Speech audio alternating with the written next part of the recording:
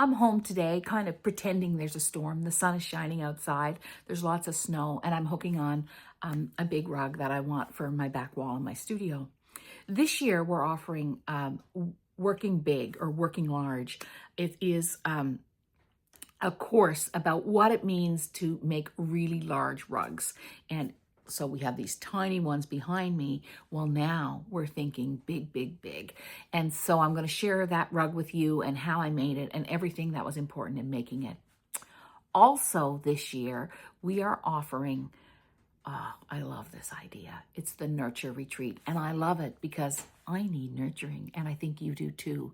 And artists and the creatives and the crafter in us, it needs to nurture. We need to nurture that, and we need to nurture ourselves and our bodies and our minds.